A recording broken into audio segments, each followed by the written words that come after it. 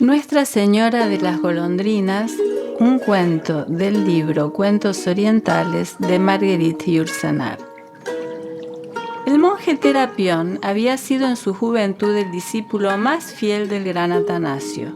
Era brusco, austero, dulce tan solo con las criaturas en quienes no sospechaba la presencia de los demonios. En Egipto había resucitado y evangelizado a las momias.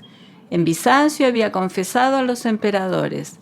Había venido a Grecia obedeciendo a un sueño, con la intención de exorcizar a aquella tierra aún sometida a los sortilegios de Pan.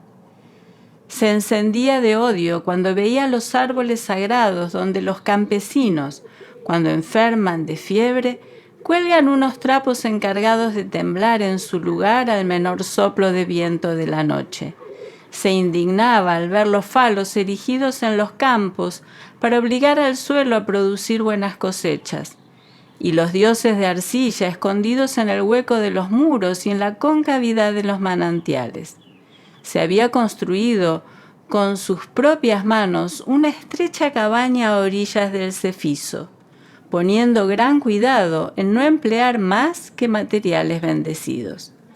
Los campesinos compartían con él sus escasos alimentos, y aunque aquellas gentes estaban macilentas, pálidas y desanimadas debido al hambre y a las guerras que les habían caído encima, Terapión no conseguía acercarlos al cielo.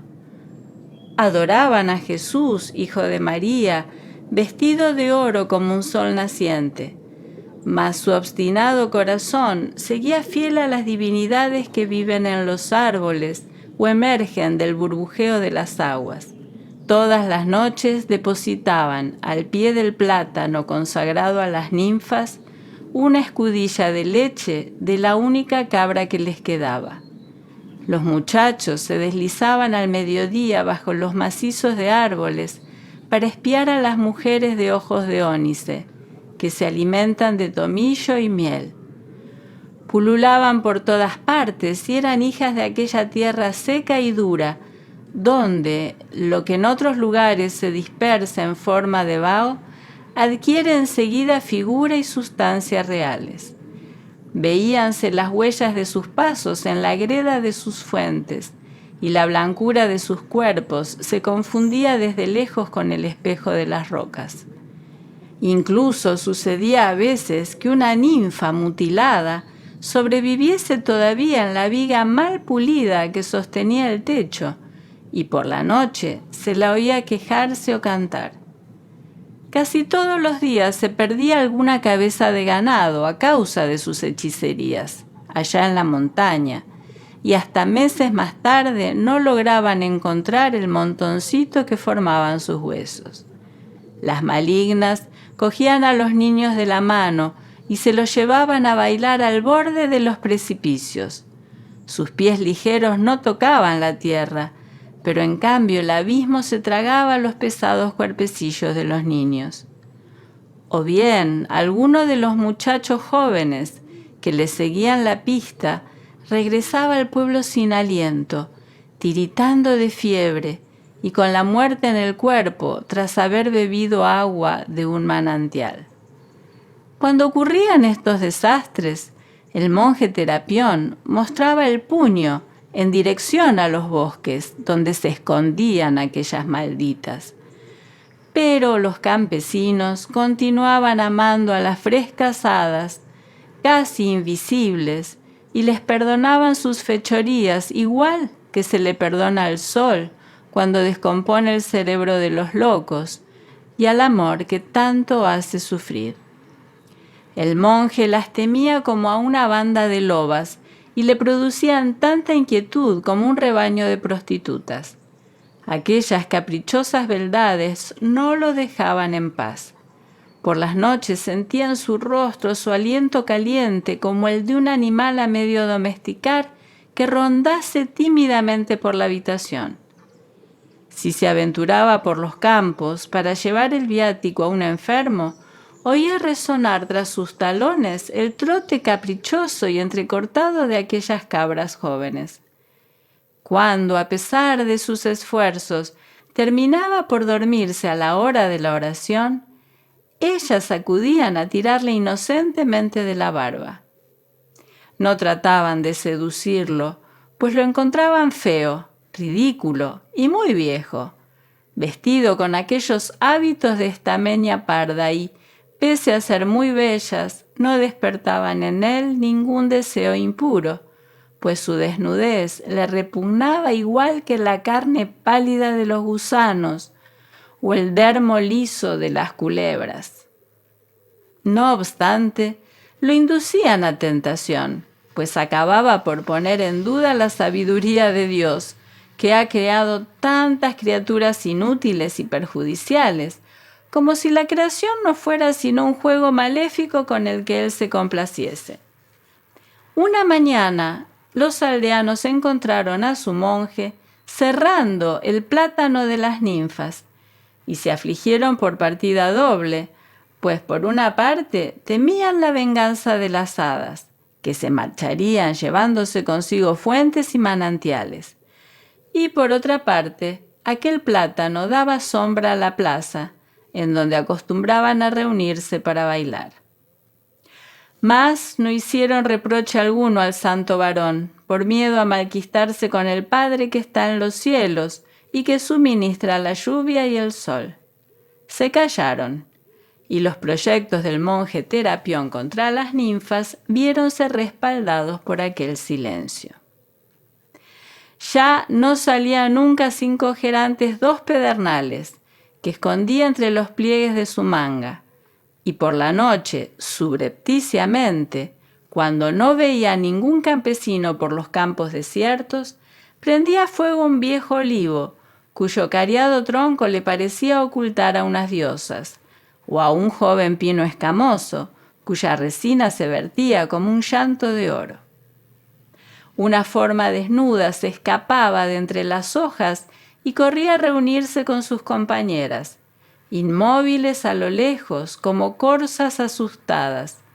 El santo monje se regocijaba de haber destruido uno de los reductos del mal. Plantaba cruces por todas partes, y los jóvenes animales divinos se apartaban, huían de la sombra de aquel sublime patíbulo, dejando en torno al pueblo santificado una zona cada vez más amplia de silencio y de soledad. Pero la lucha proseguía pie tras pie por las primeras cuestas de la montaña, que se defendía con sus zarzas cuajadas de espinas y sus piedras resbaladizas, haciendo muy difícil desalojar de allí a las diosas.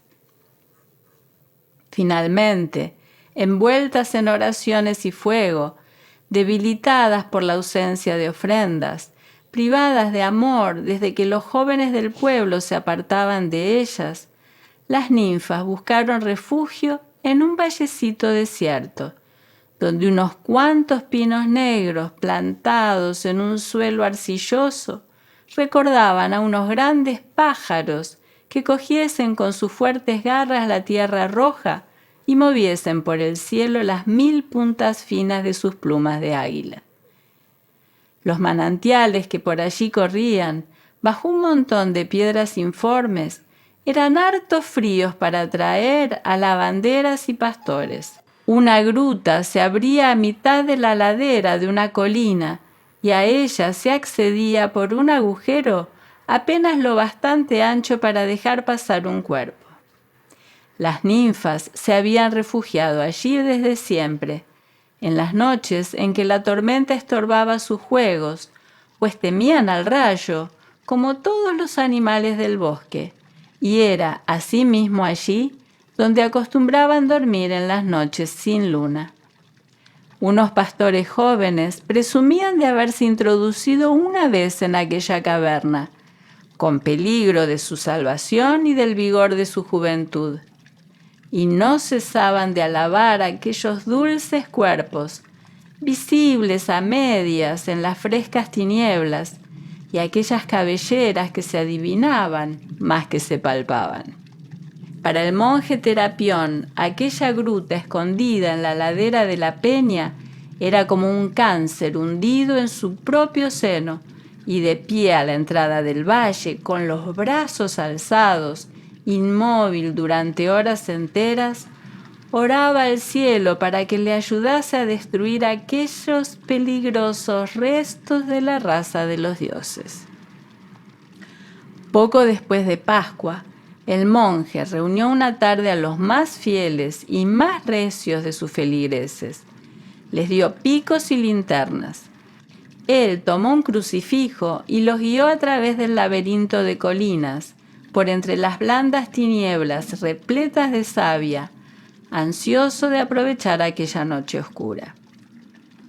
El monje Terapión se paró a la entrada de la gruta y no permitió que entraran allí sus fieles por miedo a que fuesen tentados. En la sombra opaca oíanse reír ahogadamente los manantiales. Un tenue ruido palpitaba, dulce como la brisa en los pinares. Era la respiración de las ninfas dormidas, que soñaban con la juventud del mundo, en los tiempos en que aún no existía el hombre y en que la tierra daba a luz a los árboles, a los animales y a los dioses. Los aldeanos encendieron un gran fuego, mas hubo que renunciar a quemar la roca.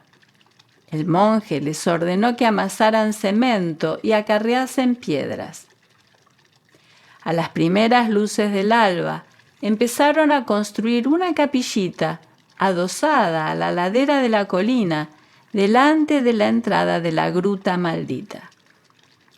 Los muros aún no se habían secado, el tejado no estaba puesto todavía y faltaba la puerta, pero el monje Terapión sabía que las ninfas no intentarían escapar atravesando el lugar santo, que él ya había consagrado y bendecido.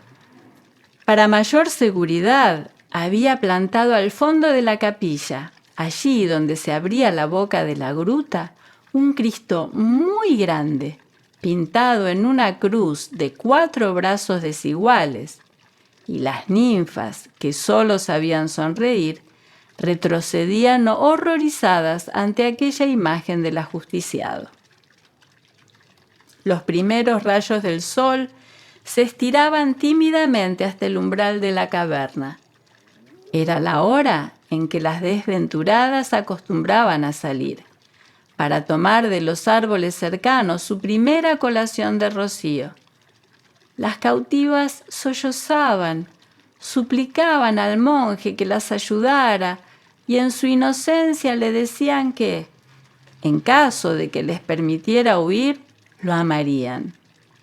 Continuaron los trabajos durante todo el día y hasta la noche se vieron lágrimas resbalando por las piedras y se oyeron toses y gritos roncos parecidos a las quejas de los animales heridos. Al día siguiente colocaron el tejado y lo adornaron con un ramo de flores.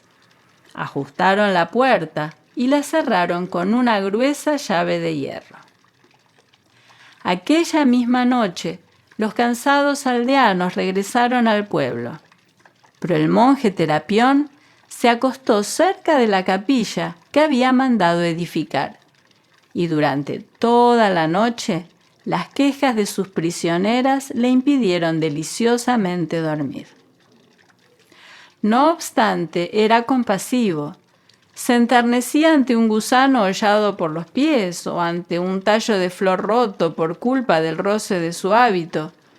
Pero en aquel momento parecía un hombre que se regocija de haber emparedado entre 2 ladrillos un nido de víboras.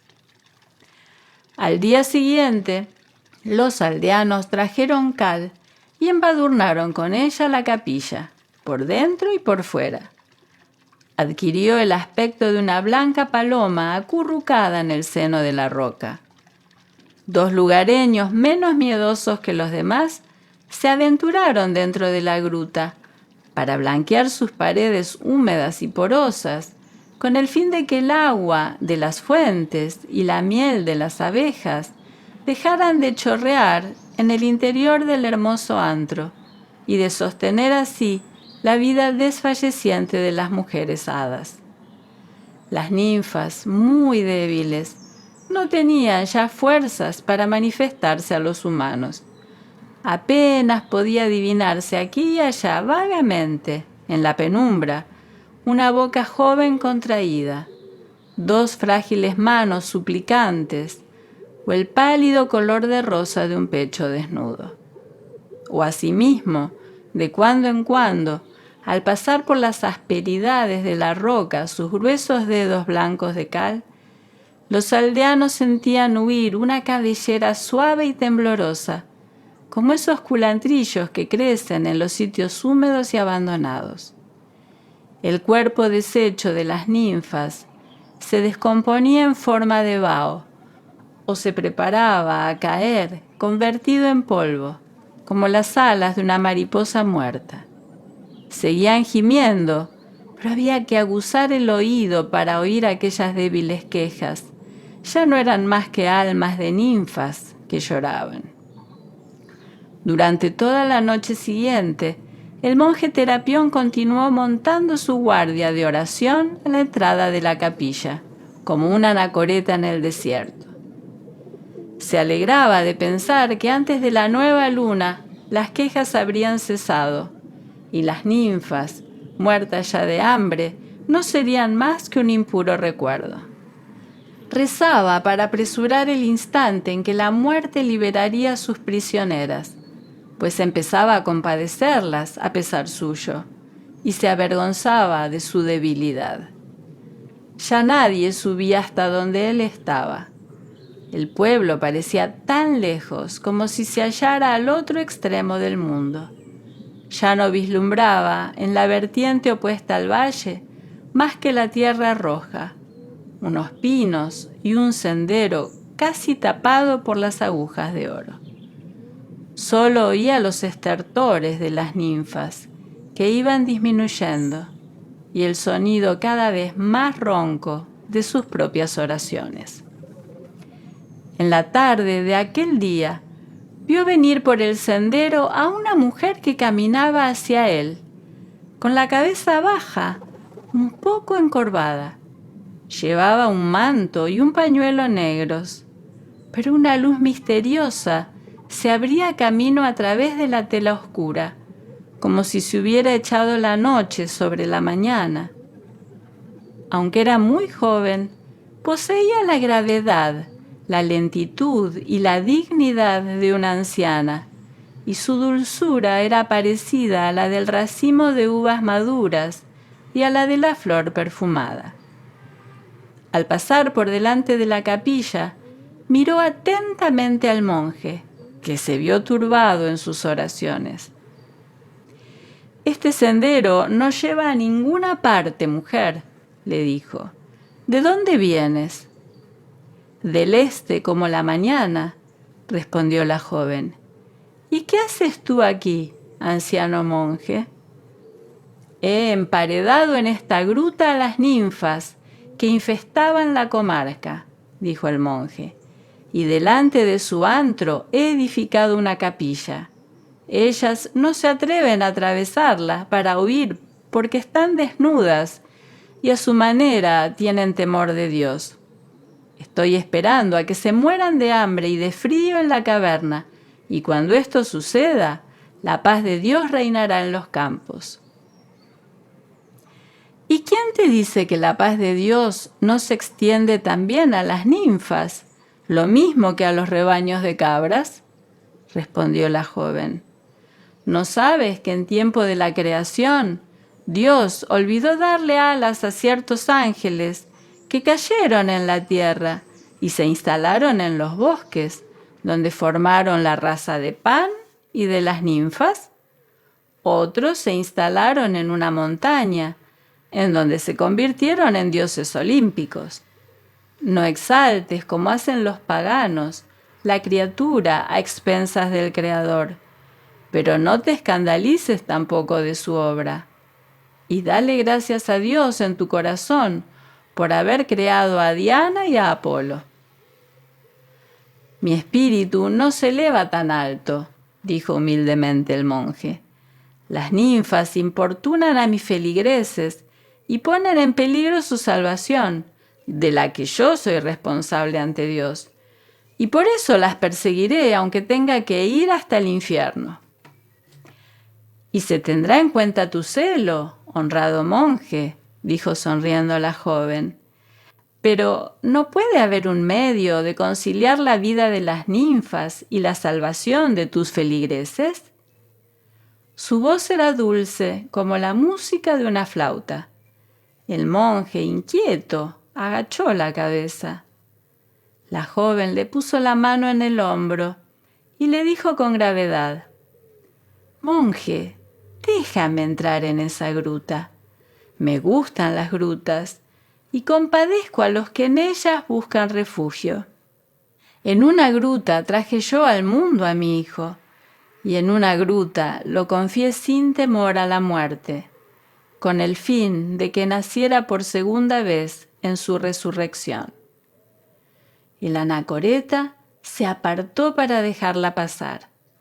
Sin vacilar, se dirigió ella a la entrada de la caverna, escondida detrás del altar.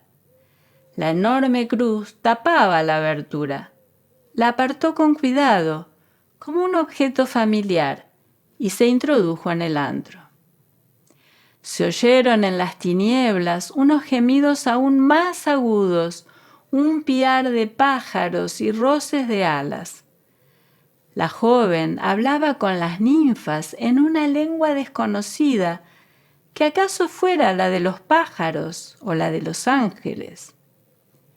Al cabo de un instante, volvió a aparecer al lado del monje, que no había parado de rezar. «Mira, monje», le dijo, «y escucha». Innumerables grititos estridentes salían de debajo de su manto. Separó las puntas del mismo y el monje Terapión vio que llevaba entre los pliegues de su vestido centenares de golondrinas. Abrió ampliamente los brazos, como una mujer en oración, y dio así suelta a los pájaros. Luego dijo, con una voz tan clara como el sonido del arpa: «Id, hijas mías». Las golondrinas libres volaron en el cielo de la tarde, dibujando con el pico y las alas signos indescifrables. El anciano y la joven las siguieron un instante con la mirada, y luego la viajera le dijo al solitario: «Volverán todos los años y tú les darás asilo en mi iglesia. Adiós, Terapión». Y María se fue por el sendero que no lleva a ninguna parte, como mujer a quien poco importa que se acaben los caminos, ya que conoce el modo de andar por el cielo. El monje Terapión bajó al pueblo y el día siguiente, cuando subió a decir misa en la capilla, la gruta de las ninfas se hallaba tapizada de nidos de golondrinas. Volvieron todos los años y se metían en la iglesia, muy ocupadas en dar de comer a sus pequeñuelos o consolidando sus casas de barro. Y muy a menudo el monje Terapión interrumpía sus oraciones para seguir con mirada enternecida sus amores y sus juegos. Pues lo que les está prohibido a las ninfas, les está permitido a las golondrinas. Marguerite Klinewerk de Krayencourt nació el 8 de junio de 1903 en Bruselas. Si bien nació en Bélgica, su crianza tuvo lugar en una finca ubicada al norte de Francia. Ya a los 8 años, Yourcenar leía a Jean Racine y a Aristófanes. 2 años después aprendería latín y a los 12 su padre le enseñó griego clásico. En 1929 publica su primera novela, Alexis, y por ese entonces se traslada a Estados Unidos, junto a su mejor amiga, una traductora llamada Grace Frick. Marguerite Yourcenar fue el seudónimo que comenzó a utilizar a partir de 1919 y que además es un anagrama de su apellido. En Nueva York, Yourcenar se dedicó a dar clases de literatura y a traducir al francés libros de Virginia Woolf, de Henry James y Yukio Mishima. En 1934 inicia una serie de viajes veraniegos a Grecia, a la que confirma como su patria espiritual. En 1951, la escritora alcanzó el éxito y el reconocimiento de la crítica gracias a la novela Memorias de Adriano, publicada en Francia. Obtuvo un éxito inmediato y luego sumó obras literarias como novelas, ensayos y poesías. En 1980, se convirtió en la primera mujer elegida miembro de la Academia Francesa, cargo que se añadió al que ya ocupaba en la Academia belga. Existe una anécdota conocida del encuentro de Yourcenar con el escritor argentino Jorge Luis Borges. En 1986, 6 días antes de la muerte de Borges, estos dos autores se encontraron en Ginebra, donde Yourcenar le preguntó: «Borges, ¿cuándo saldrás del laberinto?». Él le respondió: «Cuando hayan salido todos». 7 años después de su designación como integrante de la Academia Francesa, en diciembre de 1987, Yourcenar falleció en Estados Unidos.